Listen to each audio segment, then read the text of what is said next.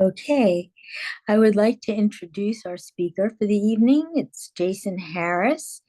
He is the creator and host of Jew Outta Know Podcast. He's a Jewish educator and a former politico with a passion for teaching Jewish and Israeli history. He's also a member of Temple Israel's congregation. He is a graduate of the University of California, Davis, with a BA in International Relations and the Hornstein Program for Jewish Professional Leadership at Brandeis University, with a master's degree in Near Eastern and Judaic Studies and Jewish Communal Service. He has spent 7 years on Capitol Hill as a senior congressional staffer to a U.S. member of Congress. He specialized in speech writing, drafting legislation, and advising on national and foreign affairs. He is a member of our Temple Israel congregation, and he specialized in speech writing, drafting legislation, and advising on national and foreign affairs. And tonight he's going to speak to us on what's going on really with anti-Jewishness and anti-Semitism. We welcome him. Thank you so much, Jason, for giving us your time. All right, well, thank you. Thanks for having me. Lovely introduction. Thank you. What I really appreciate about these introductions is I've forgotten most of the things that you said, so I'm remembering now very nice memories about my life. And, so it's always very welcome. But thanks for having me. Thank you, Temple Israel and the Social Justice Committee, and everybody that's showing up from faraway places. My family's really enjoyed getting to know the Temple, the Temple Israel community, and so I'm really honored to have this opportunity. Let's just jump right in. We're talking about anti-Semitism, huge subject, many directions we could go in. What I'd like to do is talk a bit about the various streams of anti-Semitism that are feeding into this moment, and then a little bit about what we can do about it. And hopefully we'll have some time for some Q&A at the end, and I'm happy to stick around too. If we end up going over an hour, it's no problem for me. But so maybe let's write your questions down or put them in the chat, however, Ivy, you want to organize things, and we'll hold the questions, then we'll get to them afterwards. So we have people on this call who I'm sure are very knowledgeable about this subject, and we have people on this call who maybe aren't. So I'm going to try to balance surface level with depth. So some of the stuff might be familiar to you. Hopefully some of it will be new or at least timely. I may say things that you agree with, which is always nice. I may say things that you disagree with. If I do, you should feel provoked, but not attacked. That makes sense. Provoked, but not attacked. Okay. One of the hard things to grasp about anti-Semitism is that it never changes its substance, but it frequently changes its shape. So the substance is always fundamentally the same. At the very basic level, the Jews are bad, and it's correct that we hate them. But the idea takes on different shapes depending on the circumstances. It could be overt or not. It could be violent or not. It could be focused on social discrimination, or it could be focused on lies or conspiracies about the Jews.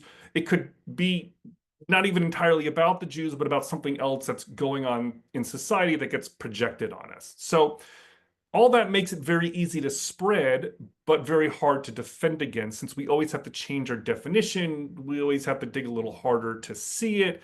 We have to come up with new strategies. So I'm going to do like the full history of anti-Semitism in like 30 seconds. The traditional way that anti-Semitism manifests is that Jews get blamed for whatever society considers to be the worst transgressions. Whatever the worst sins are that a given society thinks is the worst, that's what the Jews get. So we have some of our classic examples: Christianity.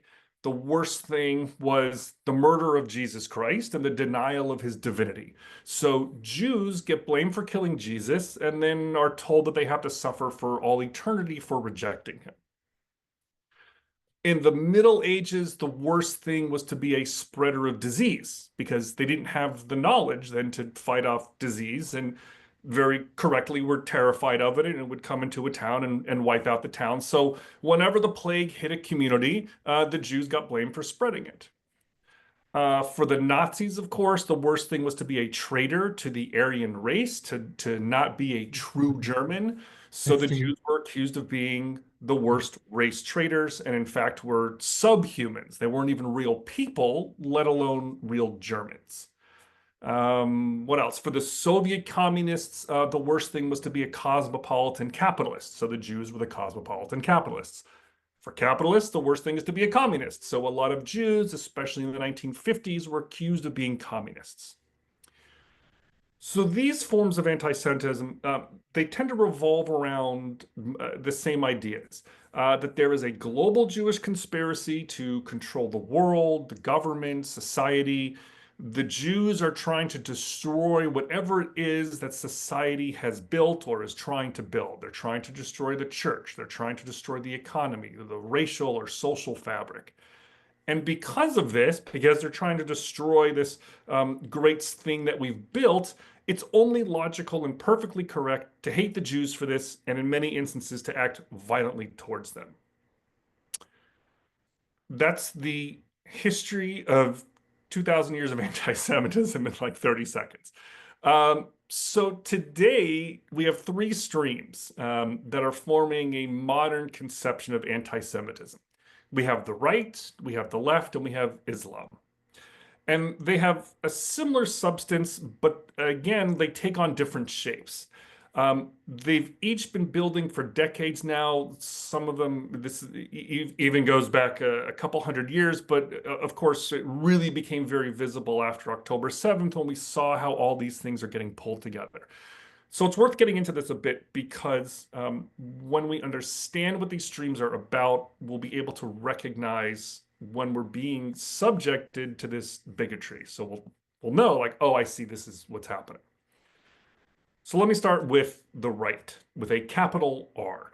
I'm talking more generally about culture, not specifically about politics, although it shows up in politics, and which I'll come back to. The right wing here, the right wing of anti-Semitism, it looks the most like the earlier ones. It's based on this idea of a Jewish conspiracy to control the government and undermine society. The basic premise is that society should be run as a benevolent patriarchy by white Christian men upholding strict gender norms and traditional values. It's not Christianity in a religious sense, in the sense of they're following the teachings of Jesus, but it's Christianity in the sense of a shared white heritage or a symbolic white identity. Anyone who isn't a white Christian male is generally accepted to live in society as long as they know and respect their place.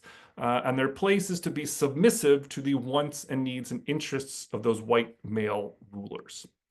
Let me actually pop up a share with you briefly here. Okay. All right. So, right, rule by or dominance of white Christian male patriarchy. Let me turn to my notes. So that's one way that we see this manifesting. Where this enters politics is when it gets combined with a deeply nationalistic sense of the United States or any other country as an exceptional nation.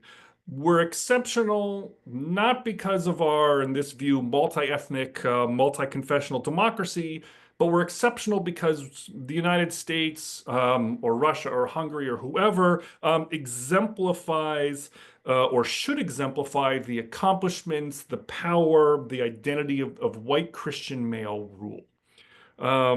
It gets connected to our military power as well, especially here in the United States, because we're the strongest military power, so we should dominate everyone else, and everyone should do what we say. Now, this ideology wants to preserve the state of things, or it wants to get back to an imagined golden era when this was so, make America great again. And so the right sees things like non-white immigration, civil rights for minorities, feminism, non-Christian religion. These are all seen as threats to their dominance. Can you see, by the way, I should make sure, Ivy, can you see um, the PowerPoint that's up, the picture that's up? Or Yaniv? Yeah, good. Eric, we're good. Yes, it is visible. I see it. Great. Okay, great. Um, so, so all these things are a threat to Christian dominance. How the Jews fit into this is through what we call the Great Replacement theory. The Great Replacement theory is a conspiracy theory that Jews, who are themselves a foreign people, or were coded as a foreign people, we are bringing in non-white Mommy and Dad immigrants. are gonna be angry. No, Yes. nobody's here. Okay, Oh. please mute yourselves. Please mute. Thank you. So the Great Replacement theory is that Jews are bringing in non-white immigrants in order to undermine white society. We are trying to replace Christians as the rulers of society with Black people, women, foreigners, LGBTQ, whatever, right? The other element of this is an obsession with the idea that they're getting censored, and they're never allowed to speak this truth, this Great Replacement theory. They have this truth, and they're never allowed to say it because the liberals, who are led by the Jews, and they're actually acting on the Jews' behest on our behalf. The left has conspired through politics, media, the schools, all the other cultural institutions to prevent white Christians from saying this truth. Now, however, today, now they're free. Trump has freed them. You can say whatever you want now, and they talk about this all the time. We're so glad we can finally say what we want. So this constant so how does this show up? Right. So in one ways it shows up as we get the Great Replacement theory. This is much more front and center now. You have it used to be on the fringe, and now you have people like Elon Musk and some very famous people who are out there promoting this. The other way that it shows up is this effort on the right to rehabilitate Hitler and the Nazis and the Nazi salute, make that okay again. All of this is an expression of this sudden new freedom that they think they have to tell the truth. And so some of it is we can finally say what we've always known, which is that Hitler wasn't that bad, and it was really the Allies were the bad ones, and not that many Jews died in the Holocaust anyway. And they also say it, they want to be transgressive. They want to shove it in the face of the liberals and the Jews who have kept them down. They know that when they give a Nazi salute, everyone's going to go nuts, and that holds a lot of attraction for them. So, so, so whenever I say this, and I can't see everybody, I can only see a few people, but whenever I say this, I get a slew of emails from people the next day or immediately who tell me that I'm being ridiculous. I'm paranoid, I'm biased. Jason, I've been a Republican voter ever since Ronald Reagan, and neither myself nor anyone else I know buys into any of this stuff. Like, what are you talking about? And what I say to them is that what they don't seem to realize is that Reaganism is gone. Okay, Reaganism is dead. The Reaganites are no longer running right-wing culture and politics. The people who are the ones who are driving this stuff, the Great Replacement theory, the stuff about censorship, the rehabilitation of Hitler and the Nazis. The Make America Great movement is very significantly influenced by this and very much buys into this ideology, all the way up to now some of the highest officials in the government. So, okay. For the right, then, the worst thing you can be is something similar to a race traitor, which is someone who is facilitating the replacement of white male rule with foreigners and minorities and preventing these white men from fully expressing their identity and their racism. So Jews are accused of conspiring to make this happen, and Jews are secretly controlling the government to make this happen. Okay, let me move on. Right, so that's the right. Then there's the left with the capital L. And we're probably more familiar with the left because it's been so visible since October 7th. Right-wing anti-Semitism has been around for a long time. It looks a lot like the historical forms of anti-Semitism, so we're kind of not surprised by it. But a lot of people were, especially on the left, were a lot of Jews were very, very surprised by what came out of the left after October 7th. So let me do a shortened version. Just like with the right, I'm going to try to like condense this into just some of the kind of the basic narrative here, where the left-wing anti-Semitism is coming from. So it goes like this. The world is divided into people who are oppressed and people who are oppressors. Oppressed versus oppressors. Everyone falls into one category or the other, and it's completely binary. You're either one or the other. There's no overlap. And it determines your social status. The more you are oppressed, the more you are a victim, the higher the social status is that you have. Let me go back to this. So here we go.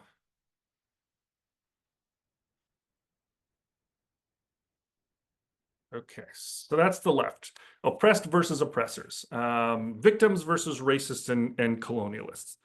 By the way, this is a picture from the UC Davis encampment that was on the quad last year. I went to UC Davis and I was up there, not for this, but for something else. And I went on campus and was taking pictures of the encampment there. This was, I think, in May last year. And they were very, very unhappy that I was taking pictures. But here you go.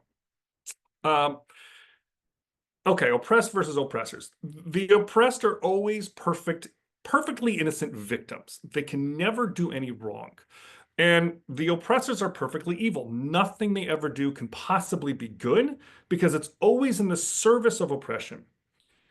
Now, the oppressed are allowed to fight back against their oppressors, and in doing so, they face no limits.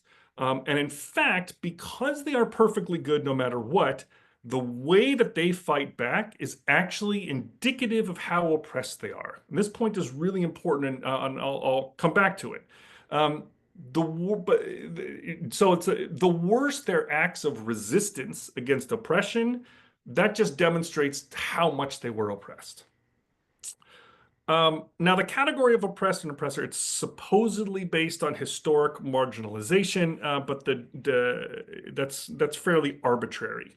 When the left is talking about oppressed, generally, who are we talking about? Generally, we're talking about Black people, we're talking about LGBTQ, but mostly T and Q these days. The T, trans, and the Q is queer. Non-white immigrants, primarily from Latin American countries, Muslims, other peoples as well. They all get coded as oppressed. Who are the oppressors? White people, especially white men, Asians, Christians, heterosexuals, and Jews, right? Because of Zionism and Israel. So for the left, the worst thing you can be is a racist, because a racist is an oppressor. So here's where we come to the Jews. The Jews are not just racists, but we are the single worst racists in the world, not through our religion, not through Judaism, but through the Jewish state, through Israel. Israel is the single most criminal state in the world. It's the one country in the world that shouldn't exist. Zionism is a purely evil ideology because it's settler colonialist, it's an oppressor ideology, and therefore any Jews who support Israel or Zionism in any way are by definition themselves evil. And of course, we're not only justified in opposing evil, we should oppose evil. Okay? In some ways, what's happening is a projection. There's a projection of an American understanding of racial conflict based on our own black-white racial conflict here in the United States, and the left insists on applying this model to the rest of the world in the same way. They expand it out instead of it just being centered in the United States, it expands out to kind of there's the West and then there's everybody else. So Israel is white, the Palestinians are black, and that sort of determines how things go. And of course, that doesn't work the second you step into the Middle East and go just beneath the most superficial understanding of what's going on, right? There's a lot of things happening there. This is not a racial war. Certainly not a racial war in the way that we have white and black conflict in the United States. But remember that anti-Semitism says that it's not only logical and reasonable to hate the Jews, but that it's desirable. Okay, so the left looks at October 7th and says, well, if Hamas really did do these awful, cruel atrocities, that only demonstrates how oppressed they were, right? So if Hamas did things that are the worst atrocities in the world, they're innocent victims. That just proves that Palestinian suffering must be the worst suffering in the world, not that Hamas is evil, because they would never just do this on their own. They're only doing this because they've been so deeply oppressed. I'll give you an example. I spoke at a college in Southern California last year, and one of the audience members, an older woman, she must have been in her 80s, she turned to a group of college students who were sitting nearby, female college students, and she said to them, you know, I see you nice young girls sitting here, and I'm sure you like music and go to music festivals, and I want to know from you girls, I don't want to know about the war or anything else that happened afterwards. I just want to know from you girls, what do you think about what happened to girls just like you on October 7th? You know what Hamas did on October 7th, and I just want to know, irrespective of anything else, just like, what do you think about that? And the room went silent. I mean, absolutely silent. Nobody said anything. I let it sit for a minute. And finally, one of the college students spoke up. And she said, well, they didn't do anything that Israel isn't doing to the Palestinians already, so they got what they deserved. And I mean, it was crazy, right? But it revealed something very powerful. It revealed this oppressor versus oppressed mindset, this ideology that comes down to a question of identity. And in this view, for example, right, rape is not always wrong. If an oppressed person rapes an oppressor, that's acceptable because it demonstrates how badly the oppressed person was being oppressed. And because oppressed people all get lumped together, everyone's a victim, the Palestinians become the ultimate representatives of this group because they're the ones who must be suffering the absolute most, which means that it's the Jews, it's the Zionists, it's the Jewish state that is creating this worst suffering in the world. So now, liberating Palestine becomes the stand-in for liberating every other oppressed group of people. Hopefully, that makes a little bit of sense. So for the left, we get the term Zionist as a substitute for Jew, right? And of course, now we get this question of, well, you know, is anti-Zionism really anti-Semitic, or is it just criticizing the Israeli government? And there are certain narrow instances in which anti-Zionism is not anti-Semitism, but as a practical matter, everything we have seen since October 7th is anti-Semitic. All the encampments, all of that stuff, because it's always about denying to the Jewish people rights that everyone else is allowed. The right to self-determination, the right to self-defense, the right to determine their own identity. None of what is coming from the far left today is about parsing the differences. All of it is directed at Jews as people, as individuals, it's at their institutions, at their cultural identity. And for them, all this nastiness that's directed at the Jews is entirely justified because Jews today represent the worst racism and criminality in the world through Zionism in Israel. And so here what we have is the left kind of mirroring the right, or the right mirroring the left, and insisting that the Jews in Zionism are controlling us, they're controlling the government, and they're using censorship to prevent people from criticizing Jews in Israel. All right, so right, left, third stream, Islam. And again, very huge topic that let me see if I can kind of simplify it and generalize it and keep it short. Israel and the Jews present a theological problem for Islam that Muslims haven't figured out what to do with it or how to manage it. So you go back in history, Islam spread primarily through conquest. Certainly there are people who then and now adopt Islam of their own free will, but mostly when you go back to the Middle Ages, Islam spread by conquering lands and forcing the people to adopt or convert to Islam. What this meant as a theology is that Islamic conquest is divine will.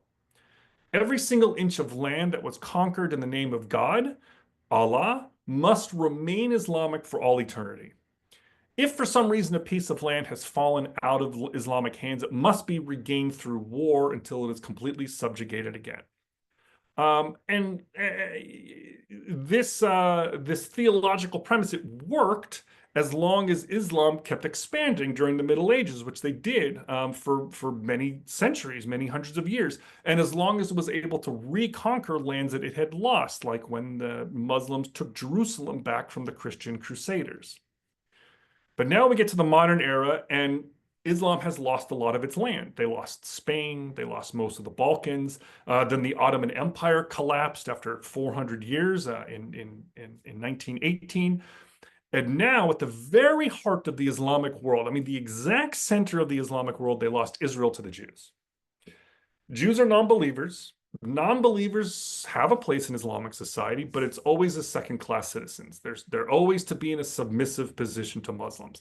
They cannot have any sovereignty in Muslim land. This is absolutely forbidden. So Israel and the Jewish presence there is a religious humiliation. It's a huge theological hole right in the center of the Islamic world. Jewish sovereignty on what was once Islamic soil. I mean, this is an affront to God, right? This isn't just some matter of geopolitics. This is a divine insult, right? This is not what God wants or demands. And so the country that is Israel, it has to be reclaimed once again. It has to be reclaimed by violent conquest, just like in the Crusades 1,000 years ago, 800 years ago. But for almost 80 years now, the Arabs failed to do this. They've attacked Israel again and again and again, and they've lost every time. So this is a huge problem. Now, if you're a moderate Muslim, you're probably not really concerned with this. But if you're a fundamentalist Muslim, it is a huge problem. So we get these Islamic groups like Hamas and Hezbollah and the Iranian Ayatollahs, and who considered the destruction of Israel, it's a holy duty. It's a religious duty. Jews have to be driven out of Muslim lands, or at least if some remain, they have to be forced into submission and oppression. So this isn't about creating a Palestinian state. This is about the glory of Islam, suffering for the glory of Islam. Now, decades ago, the Islamists realized that this language wasn't going to play very well with the left or with the West. Right? Okay, so here's the points. And so what they had to do, they had to come up with a different way to describe what was happening and what they wanted. And what they came up with was they adopted the language of liberation. They said, you know, don't talk about theology. This is about human rights, Arab and Palestinian freedom. This is about anti-Western imperialism, anti-colonialism. And there was certainly some of that, and certainly more on the secular Arab nationalist side of things. But again, they adopted the language of the left because they understood that this is what the left, the Western left, wants to hear. This is about settler colonialism, Israeli occupation, by which they meant, by the way, an important point, by what, you know, people ask me all the time, oh, what do you think about the occupation in Israel? And I always ask them, well, which occupation are you talking about? Because there's two. because there's the one that we tend to think it means, which is the Israeli occupation of the West Bank after 1967. And then there's the one that the Palestinians and the Arab world insists is the occupation, which is the entire existence of Israel going back to 1948. The Palestinians are not particularly concerned, as again, when coming to this theological question, they're not particularly concerned exclusively with the West Bank settlements. They're concerned with the existence of Israel at all. So, you know, even when we're talking about some of the most brutal groups on the planet, right? Groups that absolutely hate women, hate LGBT, commit unbelievably awful atrocities, right? Murder children with total impunity, right? They manage to convince the progressive left that they all share this common cause in human rights and freedom and fighting racism. And that again, the math of this is that Palestinians experience the absolute worst suffering of any people in the world, all at the hands of the Jews, who are therefore the worst oppressors in the world. Jews are committing a Holocaust against the Palestinians. So the left and radical Islam joined forces, which is how you end up with white American college students standing with Islamic terrorist groups to call for the murder of Jews everywhere in the world, to globalize the Intifada, kill Jews everywhere you see them. Now let me come back. Oops. Now, it seems like on the surface that these streams at the right, left, and Islam are all very separate and wouldn't have anything to do with each other. I mean, the right doesn't like Muslims. The left claims to worship human rights, and yet here we have Hamas as one of the world's worst human rights offenders, and Islam rejects non-believers. But when it comes to the Jews, these streams feed off one another and they adopt each other's language. So when anti-Semitism rises on the left, it also rises on the right. They agree on nothing except that Jews and Zionists are secretly controlling the world. And they traffic in a lot of the same imagery. So, for instance, both the right and the left and Islam, they all agree that Jews are abusing the Holocaust. The right says that Jews use the Holocaust to silence the right.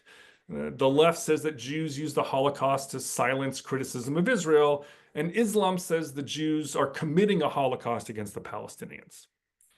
Now, all of this is based on lies and conspiracies and worldviews that we wouldn't want to subscribe to, right? It's a lie that Israel's committing genocide. It's a lie that Jews control the media and the banks and secretly run the world. And none of us want to live in a world of Islamic conquest. So right, left, and Islam, these three streams.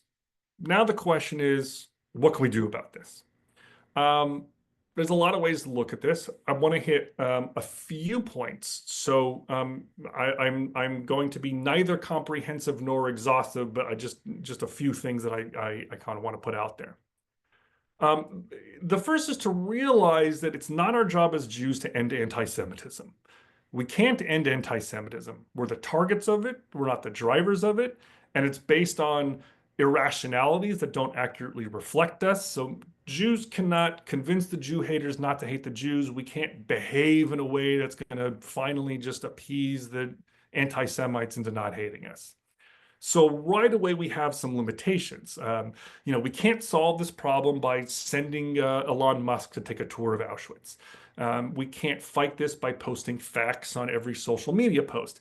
We can't fight anti-Semitism with partisan politics because anti-Semitism transcends the partisan politics.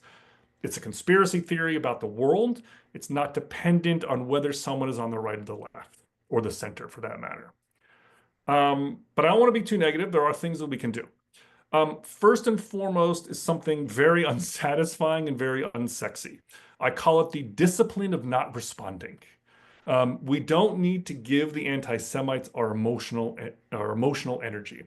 I think this is very helpful, especially for teens, for high school students, for college students, people who use social media, or people who are captive in a place like a school where they can't escape this.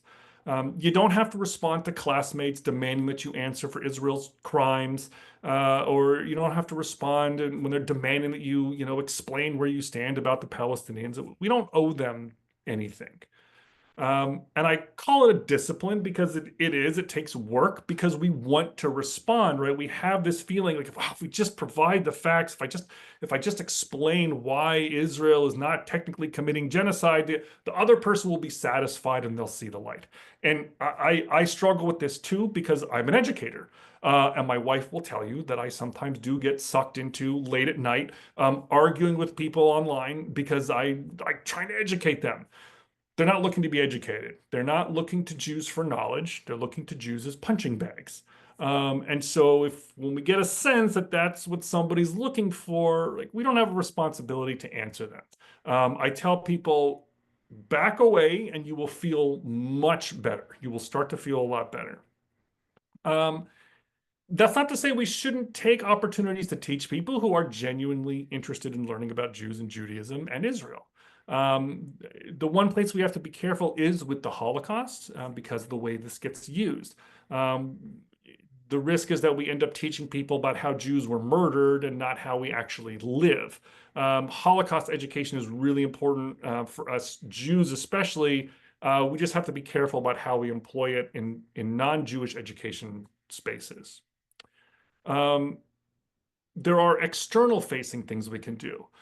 Civil rights lawsuits are a reasonable and appropriate response. I know there's a bunch of cases going around here in the Bay Area. Local community efforts around the schools, city councils, local businesses. These are places in real life, not online. And so we can hopefully have a greater impact and hopefully find people who are actually responsive. I know that Temple Israel has a roundtable doing outreach with our local schools. My wife and I go into our daughter's classes and we talk about Jewish holidays and we communicate with our school teacher and our principal about things that are going on. And that's been very positive. We also need to focus internally. We need to activate our core identities. We need to become October 8th Jews. What do I mean by October 8th Jews? Okay, the biggest story of the last year and a half is how October 7th brought forth a surge in Jewish identity amongst the Jews, especially younger Jews. People who were ambivalent about their Jewish identity on October 6th, they suddenly realized how connected they felt to Jews and Judaism. And now they're all in. They're searching for knowledge. They want the wisdom. They want the connection. They want the rootedness. We have focused so much over the last year and a half on this small group of anti-Zionist Jews on campus, but the real story is the hundreds of thousands of Jews who are emerging from this period with much stronger Jewish identities. And they are embracing Zionism and Israel with all its complexities, and they want to learn about it. And they're all in. So to be an October 8th Jew means that we have to seek multiple avenues for authentic Jewish life. What does authentic mean? Well, it's whatever helps us activate our core Jewish identity. A couple weeks ago, I got an email from a college student, an American college student. She's studying at a university in Sweden. And she was very distressed. There's all this anti-Semitism, all this anti-Israel stuff on campus in this school in Sweden. And do I have any suggestions for her on how to deal with it? So I wrote her back and I gave her a whole bunch of things. But one of the things I asked her is she cultivating her Jewish identity outside of this, outside of politics? And she said, yes, she's doing things. She's making her grandmother's Jewish recipes. She's reading this Jewish book. She's been talking about Judaism with some of her Swedish friends, not Israel and Israeli politics, but what does it mean to be Jewish? How do you celebrate holidays? Why do Jews do things like that? Things like that. So this is really good, right? This is what we need. We need to do more to detach our Jewish identities from our political identities. We have to separate our Jewishness from the American culture wars. Here's where I get into trouble with controversy. But I'll say it like this. Jews thrive in healthy societies. We suffer in unhealthy societies. We know that politicization and extreme partisanship is very unhealthy. Everything in our society right now is about politics. Every decision we make, every idea we have, everything we do keeps getting filtered into this extreme partisanship. It's exhausting, right? I'm exhausted. 3 years ago, if you bought a Tesla, you were a wussy left-winger who believes in the hoax that is climate change. And today, if you buy a Tesla, it's because you're a neo-Nazi. I mean, this is a terrible way to live, and it's really working against us. You know, I used to run Birthright Israel trips here in the Bay Area. I've taken hundreds, more than 500 young people on trips to Israel. I can't tell you how many people I've taken on trips to Israel who, when you ask them, well, how are you Jewish? You know, how do you know you're Jewish? You know, they say, well, I'm Jewish because I stand up for social justice, in which social justice equals progressive Democratic Party politics. And when I ask them, okay, but how is that any different than being non-Jewish and standing up for social justice? They just don't have an answer. They've never been to synagogue. They don't believe in God. They were never taught anything about Jewish or Israeli history. They don't know how to celebrate the Jewish holidays. They don't know what the holidays are about. They never received any other grounding or knowledge of Judaism to cultivate. Don't get me wrong. Okay, there's nothing wrong with social justice. There's nothing wrong with activism. But Jews need other Jewish streams to turn to. They need to know that when the social activist left betrays them, like it did on October 7th, that there's any number of other Jewish threads that they can look to for comfort and guidance, right? This is community-wide. This is global Jewish community-wide. This is a huge pivot that we have to make. We have to de-emphasize politics and emphasize all these other streams. This is being an October 8th Jew. Now, this isn't going to cure anti-Semitism, but it does take us out of the direct line of fire because we're not engaging with it as much, right? If I'm over here doing a tech study with my Jewish friends, I don't have to see the anti-Semitism that's coming my way online, right? I don't have to feel so attacked all the time like I do when I'm neck deep in the culture war arena. What else? As a community, we need more Jewish institutions. So in the early 20th century, when Jews were excluded from polite society, we built our own things. Jewish hospitals, JCCs, Jewish schools. So we need more of these. There should be more Jewish universities besides Brandeis University outside Boston. And I went to Brandeis University and it's excellent. You know, you can take all those Jewish students at Columbia and Harvard and Barnard and UC Berkeley, and there's your medium-sized liberal arts Jewish college right there.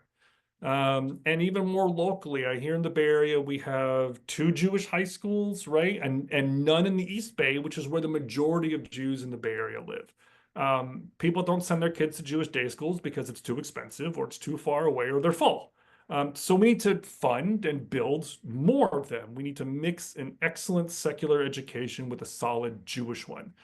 From an early age, Jewish kids need to be exposed to the Jewish texts, Jewish philosophy and ideas, Jewish history. Again, things besides social justice activism so that they have other things to grab hold of when they're older.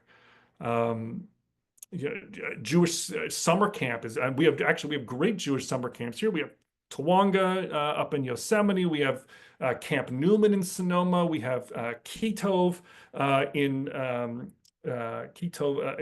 Albany, or Kitov's in the East Bay. Is it Albany? Is it Berkeley? I think they moved. I'm not sure. JCCs around here. There's some JCCs that have great day camps. So send your kids there. And again, my point is that this isn't going to cure anti-Semitism because it's not our job to cure anti-Semitism, but it is our job to raise strong, confident, knowledgeable Jews who understand themselves, who know their culture, they know their religion, they know their history, they know their heritage, right? October 8th Jews. Let me offer one more specific idea that you can do immediately, and then I will wrap up and we can turn it back over to Ivy. Okay, Passover is coming up in a couple weeks. If you're hosting a Seder, please make it a Jewish one. Jewish Seder. What do I mean by that? I mean that this year, resist the urge to make the Seder about universal themes. This relates a little bit to what I was talking about with social justice activism. We often turn the Seder over to universal themes rather than specifically Jewish ones. So we skip whole sections of the Haggadah because it seems boring or it's too Jewish or everyone's just hungry. and we turned the ritual of the Seder into stuff about the rest of the world. So the 10 plagues becomes, let's go around the table and everyone say a modern plague, and everyone goes around and somebody says genocide and pollution and COVID and human trafficking. And I'm in the Bay Area, so someone says the Republican Party, but you might be somewhere where someone says the Democratic Party and we all laugh. The problem with this is not that we shouldn't care about other people or other things happening in the world. I'm not suggesting that. The problem with this is that we flatten the holiday. When we make Jewish holidays about someone or something else, we convey the message that there's nothing unique about being Jewish. That being Jewish is just some vague sense of ancestry, but that there's nothing really distinguishing about it. Right? I can gather a group of people at my dinner table any day of the year to talk about what's going on in the world. But Passover is a uniquely Jewish holiday. It's a uniquely Jewish moment. It's specific to us. It's specific to our culture and our history. We're the only people who have this holiday. So I say let's lean into that. Keep the focus of your Seder on Jewish themes, on the Jewish experience, on a question or a dialogue that is specifically Jewish. If you're at a loss, email me. I'll put up my email at the end of this. If you're not hosting your own Seder, I still encourage you to take the 8 days of the holiday to cultivate that Jewish identity. You don't have to do everything. You don't have to do all the food restrictions, but let's just say that for 8 days, you're going to read a Jewish book or some Jewish article, read some Jewish articles. You're going to watch some Jewish movies or in some way just devote that week to learning about Judaism. I know a podcast that you can listen to, 196 episodes, JewOuttaKnow.com. But either way, set aside the time for your Jewish identity. The point is not that we're going to erase anti-Semitism. We can chip away at its edges. We can understand what it is so we know how to recognize it. But ultimately, we have to become October 8th Jews. Now is a time for us to stand up as proud Jews, to be proud Jews, to cultivate a Jewish identity that is fed by many streams, not just one. We say, Kol Yisrael arevim ze bazeh. All Israelites are responsible for one another. So we are all in this together. We're all looking out for each other. Thank you for having me here tonight. And I will let me say just actually one quick word about my podcast. It's called Jew Oughta Know. It covers Jewish and Israeli history. It's up to almost 1 million streams and downloads at this point. I cover all kinds of stuff, the current war, ancient archaeology, Jewish philosophers, unsolved Jewish mysteries. You can find it at Apple Podcasts, Spotify, anywhere you get a podcast, it's probably there. My website is JewOuttaKnow.com, and if you sign up for my emailing list, I occasionally will send out a Substack newsletter I'll write an article and post some pictures, and it's got stuff in there about upcoming events and things like that. So thank you, and thank you very much again to Temple Israel, and I will turn it over to Ivy for Q&A. Or whoever, or Yaniv, or who's ever in charge. So we've got a couple questions on the chat. I'm gonna go in the order that I see. Well, there's two here. So one, someone asked about advice for when you're speaking to your teen about embracing or being proud of being Jewish again, because it feels, according to the questioner, it feels like it's uncool to be a Jew right now. Is this something that you think might be as a result of October 7th, or maybe it's just, that's what teens do?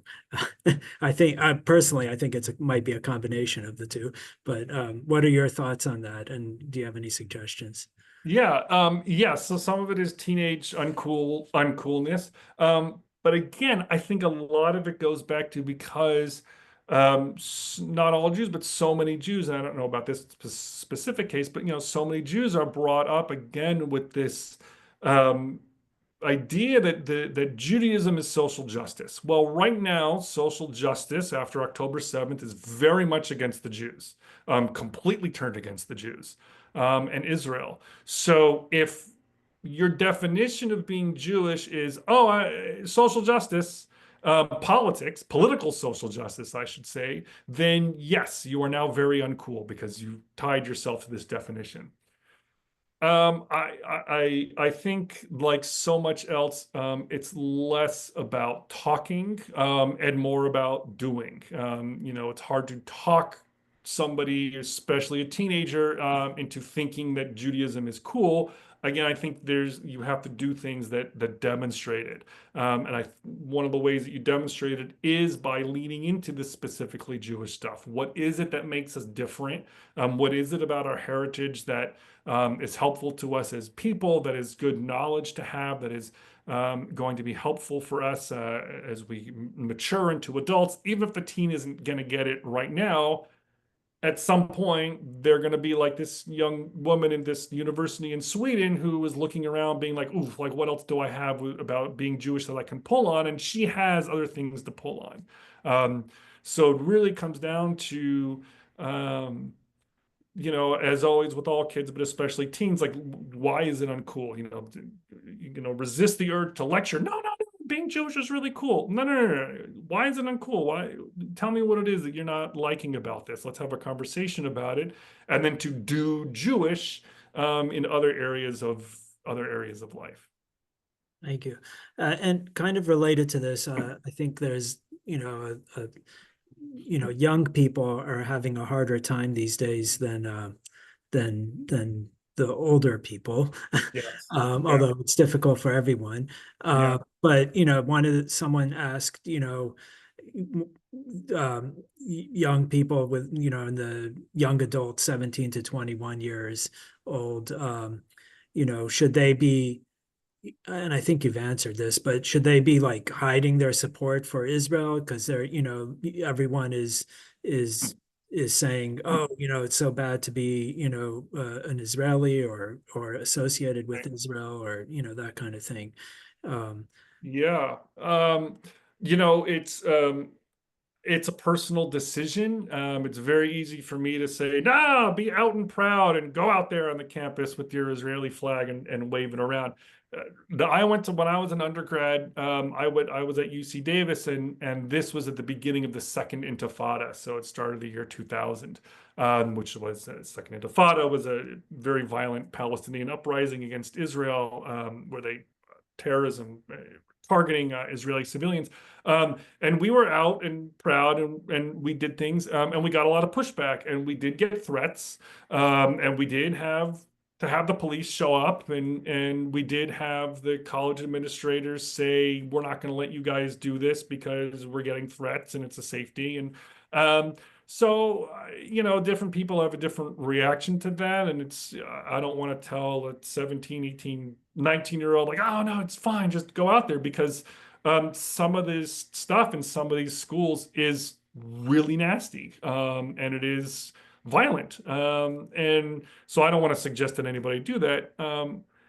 But again, there's all kinds of other things you can do. If you want to wear, your Jewish star, wear your Jewish star. You can tuck it into your shirt, so at least it's there, right? We're cultivating my own Jewish identity in spite of, irrespective of the anti-Semites. So I got my Jewish star on. It's hidden under my shirt, but I know it's there. And I can go home to my dorm room with my friends, or I can go to the Hillel house on campus, and I can do Jewish things there that's not out on the quad in front of everybody. So, that's, I think, probably the best advice I can give. Okay. So another thing that's come up there, it's hard to disassociate politics from this. So there is the political side of it, and Right. you can Okay. say, kind of like you brought up, that the right is doing things wrong or the left is doing things wrong, or I think there's things that are bad on both sides of the aisle, so to speak. But one thing that's difficult is, for me personally, and it's been brought up in the chat here, is that what Israel is doing is not, they're not blameless. They're not innocent. It's not a black and white thing where Israel's all completely right and the Palestinians are all completely wrong. So it's hard. The politics of Israel and what they're doing make it sometimes very difficult um, to support, to express support for that. Right. Right. So, how do you, there, I guess, Hmm. being against the politics of Israel is that, that's not, is that considered anti-Semitism? I mean, you're against the politics of a country, Right. even though you may support the country. Right. So, And that's the answer right there. Yeah, you can support Israel and feel a solidarity with the Israeli people, and criticize the government. Benjamin Netanyahu is not the only Jew who lives in Israel. But again, what we see being expressed right now in terms of anti-Zionism doesn't do that. There does not allow for any of those nuances. It doesn't accept those nuances. The only answer is that Israel's a criminal state and it shouldn't exist. And Zionism is an evil ideology. So they don't accept that, well, yeah, I don't like what Israel's doing, but I still think the country should exist. You get kicked right out of these progressive groups for saying something like that. So it's a challenge for us, for those of us who have to straddle that line where we want to be critical of the Israeli government or Benjamin Netanyahu, or critical of the war or whatever, but also not feel like we're handing ammunition to the anti-Semites. And so really what we have to do is separate that out. We know that when we're criticizing, I know that when I'm criticizing Benjamin Netanyahu, I'm not suggesting that Israel shouldn't exist, or expressing any of the anti-Semitic sentiments that are coming from the left or the right. So I know that. So I'm not going to worry that I put out a podcast episode where I'm criticizing Netanyahu and the neo-Nazis are going to publish and be like, oh, look, Jason Harris, stands with us. I mean, they're going to say what they're going to say. We shouldn't have to worry that, oh, we can't be critical of Israel because we're handing ammunition to Israel's enemies. They don't need any more ammunition. So yeah, but again, I come back to all the anti-Zionist stuff on campus, from any practical standpoint, is anti-Semitic because none of it is about the nuances of Israeli politics or the war, what's going on. It's all about Israel shouldn't exist. Jews don't have any right to self-determination. Zionism is always evil. Jews are the oppressors. I mean, that's just blanketly what is coming out. I don't know if that answered the question, but yeah. So I just want to remind everybody that if you want to ask a specific question, you don't have to leave it all to me. You can raise your hand. There is the react button. If you push the react button and hit raise your hand, you can certainly ask a question. So, okay. Or make a comment. Or make a comment. So I'm going to go with the order of the people that I see on the screen here. Brenda, why don't you unmute yourself? Thank you. Jason, I'm wondering if you could share with the participants here what kinds of things you think that were the most influential or helpful in helping you to become the committed Jew that you are. And I would add, because I saw his name on the list of participants, maybe your dad would like to weigh in on that as well. Thank you for hi, Brenda. Thank you for that trap, because my parents are online, so of course I have to say my parents. But I was raised with a very strong Jewish identity that again had a lot of streams, and it wasn't just one thing. My grandparents are Holocaust survivors. I had that experience growing up. We grew up at Congregation Kol Shafar, a conservative synagogue over in Tiburon, and I got a really good Jewish education there and great teachers. Some of it was personal. I've always been really interested in this, and this is just behind me, one of multiple bookshelves of Jewish books that is weighing our house down. And then I'm sort of half banned from bringing more books, ordering more books into the house.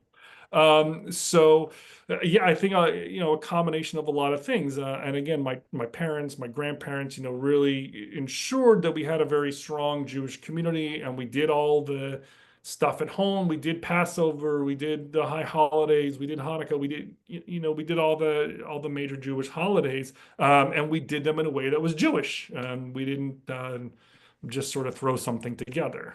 They really did the work to make the Jewish holidays very specifically Jewish, in a way that myself and my siblings grew up like understanding, like, oh, Passover, this is a very distinct time in our lives, and so helped create that distinction.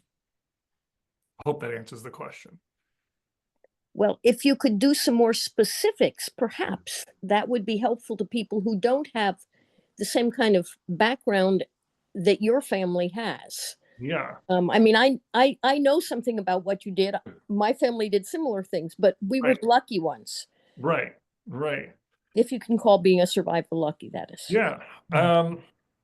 It's a lot of things. I mean, again, it's going to a Jewish day school at any point in childhood, even if it's just for a couple years, like I did. All the research shows that leads to stronger Jewish identities.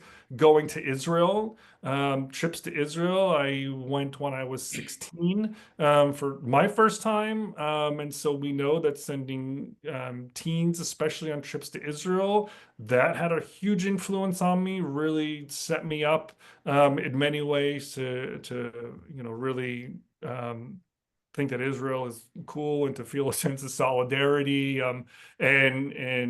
So trips to Israel, Jewish day school, again, doing things that are specifically Jewish, reading Jewish books, having Jewish art in the house. And again, I was also privileged to have survivors as grandparents, and so that's not something that can be replicated. I was privileged in that regard, and so I'm trying to think of other like very specific things.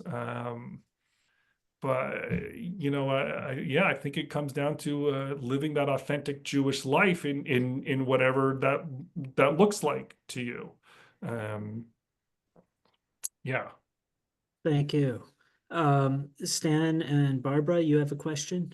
Jason, I have a question to ask you, and has to do a lot with politics and Trump and Biden. Here, Mhm. Trump is giving, no questions asked, the weaponry that Israel needs to defend itself. And I'm calling the mother of all bombs. He's not holding back. He's not giving Israel goofy messages, don't go into Rafah.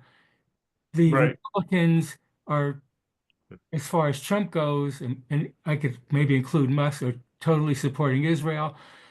Biden and Harris, not so. I think they were more of the woke people. They held back. Biden said to Netanyahu, "Don't go into Rafah." The um, Democrats never gave Israel a clear message as to what to do after October 7th. Trump is saying, "Do what you need to do," and to me, that is the reason why 70% of Israelis support Trump. So I happen to hope that the 7 million Jews in Israel survive, and thank heavens that Trump is our president. Could you give me a clear answer to that one? I don't know if there's a clear answer. I think there's a number of ways to look at it. Israel, in the months after October 7th, was at its probably most vulnerable point in its history, or at least since the War of Independence in 1948. Completely surrounded by enemies, under attack. There was terrified that Hezbollah and Iran were going to, invade outright. And Biden was president, and Biden was there. Biden got on a plane and he went to Israel. And for those months that Israel was at its most vulnerable point, Biden was there. We gave them the weapons and we backed them up. And you know, I think that it would be a real shame if we allowed ourselves to forget that. Even though what came later was more difficult. Now Israel is arguably maybe the strongest it's ever been. I mean, it's more or less vanquished most of its enemies. So it's great that Trump is supporting them. You know, Trump is supporting Israel for now. We just, you know, can look around the world and see how Trump is managing relations with other countries, and we know, and I say this without any judgment whatsoever, but we know that Trump can turn it off at any moment that he decides he feels like it for any reason. So, yeah, I don't know if that's I don't know if that's a clear answer. I think I did a podcast episode on this a couple weeks ago. Trying to remember, maybe it was last month. But yeah, I think there's a number of ways to look at it. I don't know if there is a clear answer, but those are off the top of my head. Thank you. Daryl, you had a question? Hi. First, thank you for being here and doing this. This is really awesome. Appreciate Thank it. you. Yeah. I wrote the comment. I just wanted to clarify. I'm the one who has 3 kids, 17 to 21 years old, and they've experienced a lot of drama in their social circles and online, obviously, including being at events and parties where people say, if there's any Zionists here, you have to Oof. get out now and stuff like that. And God. really, you know, the young people are really revved up. I mean, right now for sure. I don't know if it'll die down at some point. I hope it does, but and they won't really, like, they'll ask you, you know, they'll ask straight up, like, are you a Zionist? Do you Yeah. support Israel? So it's kind of hard to separate political from the Jewish identity for them. That's what Right. I was trying to get at. And then, but I mean, you kind of answered the best you can. I mean, you're not in that generation, so it's hard to say. Yeah. You know, we talk to them a lot and we try to give them advice, but it's difficult. Yeah. You know, it's a hard thing, especially at that age group, because the answer is you're going to lose friends, Yeah, and they have. hopefully you're going to make new ones and better ones. Right. You Yeah. know, anyone that treats you like that is not really your friend. And that's hard for teenagers with not all the maturity and the unformed brain and all that to fully appreciate. Whereas adults, we tend to have a sort of a longer perspective. But yeah, I mean, it's very hard. This is what is so pernicious about this moment is young Jews, especially teens and college students, are being asked, or not asked, they're being demanded that if they want their friends and their social group, that they have to renounce their identity and they have to do it publicly. And Yeah. no one else is asked this. No other minority is this demanded of, only Jews. And it's terrible. And they're going to lose friends and they're going to not be able to go to certain parties or whatever. But hopefully they can find other friends and other parties, and there's a Hillel or there's another Jewish student group or something like that that they can turn to. Yeah. Yeah. Thank you. Sorry, I have one more quick question. Can you talk about your opinion or your perspective on American Jews who are anti-Zionist and anti-Israel, and what you think is happening there? Oof, huge, huge question. Oh boy. There's a lot of directions to go in. And I, I don't want to say anything that's going to get me in a lot of trouble. Yeah, again, I think a lot of them, again, are these young Jews who were raised with Judaism as social justice, and they are seeing what's going on in Gaza, and it is awful on any objective measure. It's absolutely awful and terrible, and it is being fed to them like no other war before, 24 hours a day on social media. And so they're going, well, I was raised to be social justice, and this is the biggest social justice cause that is happening right now. So, like, yes, I'm on their side because they're being oppressed. Um, and again, some of it is social, and that's what their friends are doing, so they want to do that too. And some of it is, again, it's I think some of them come about it, honestly. I think they're wrong. I think they don't know the history and don't know the facts, but to them, it seems honest and authentic. What to do about it? My short answer to I could go on for many hours, but my short answer is I think in some ways we don't need to worry about it too much because I think we're going to lose them. I think a lot of these anti-Zionist Jews, when you are standing with Hamas and the Palestinian Front for the Liberation of Palestine, when you're standing with terrorist groups on the Quad and screaming and yelling about Jews and you are Jewish, I tend to think that most of them, certainly the leaders and the organizers, are probably not going to be Jewish much longer, or at least they're not going to count themselves amongst the Jewish community. They may speak to a sort of vague ancestral, I'm Jewish, something kind of like that. But I think for the most part, they're probably going to separate themselves out from the community. Certainly, they're not going to raise Jewish kids to be a part of the community. And so I tend to think, again, that's just my short version is I tend to think that they're going to separate themselves out from the Jewish community. Thanks for your answers. I appreciate it. Yep. So I think that about covers all the questions in the chat. There were some other chats going on, but it's hard to track everything. Yeah. Hopefully you got a chance to look at them. Well, let me post. If you go to my website, my email address is there, and I will post it right here. It is Jew Outta Know Podcast at gmail.com. Did I type that right? And how do we get to your podcast? Do we just do a search online for Jew Outta Know? Yeah, so just jewouttaknow.com is there, but you can also just open up any of your apps that have podcasts. So your Apple Podcast app, just search for Jew Outta Know or Jason Harris, it'll come up. And if you actually, you know what? I think I have it right here. I posted the link in the chat. Oh, great. Thank you.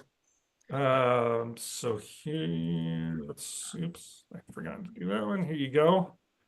So that's what it looks like. That's what the logo looks like, designed by my beautiful wife. Beautiful logo.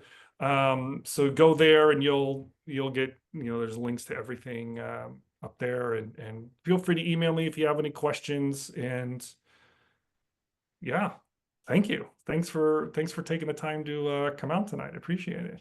Jason, thank you much. so much for coming and speaking with us, and I hope to see you around the temple. You will. I will be there. Great. All right, everyone. Thanks so much, and good night. And Good thanks for night. coming. Thank you Thank so you, much. Jason. Thank you you. so much. Bye. Thank We'll be in you. touch. Wonderful. Jason. Understood. Night. Thank you, everyone, for participating and listening and showing up. Thank you for offering this. Thank You're you. welcome. Yeah. Did a great Yeah. job, Ivy.